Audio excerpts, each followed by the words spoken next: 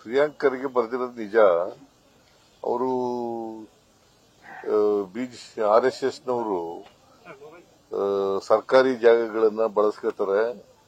ಅದನ್ನ ನೀವು ತಮಿಳುನಾಡಿನಲ್ಲಿ ಸರ್ಕಾರ ಏನ್ ಮಾಡಿದೆ ಆ ತರ ಮಾಡಿ ಅಂತ ಬರೆದಿದ್ದಾರೆ.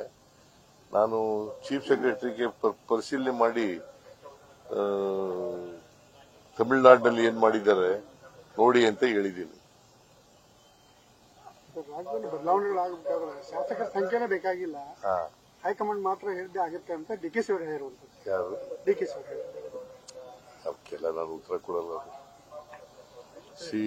High command is N high command.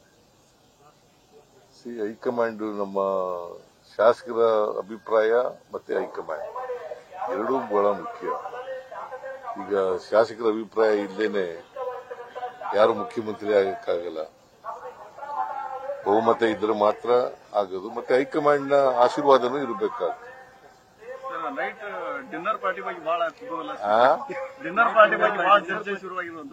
ಈಗ ನಾನು ಆಗಾಗ ಊಟ ಕೊಡ್ತಾ ಇರ್ತೀನಿ. ಬಹಳ ದಿನಗಳಿಂದ ಕೊಟ್ಟಿರ್ಲಿಲ್ಲ, ಅದಕ್ಕೋಸ್ಕರ ಕೊಡ್ತಾ ಇದ್ದೀನಿ ಅಷ್ಟೇ.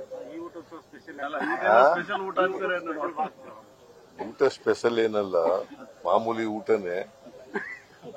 ನಿಮ್ಗೆ ನಿಮ್ಮ ದೃಷ್ಟಿನಲ್ಲಿ ಸ್ಪೆಷಲ್ ಆಗಿ ಕಾಣಿಸುತ್ತೆ, ವಿರೋಧ ಪಕ್ಷದವ್ರ ದೃಷ್ಟಿನಲ್ಲಿ ಸ್ಪೆಷಲ್ ಆಗಿ ಕಾಣಿಸುತ್ತೆ. ಅದು ನಾರ್ಮಲ್ ಆಗೇ ಇರ್ತದೆ ಫುಡ್. ನ್ಯೂಸ್ ಫಸ್ಟ್ ನಿರ್ಭೀತಿಯಿಂದ ನಿಮ್ಮ ಪರವಾಗಿ.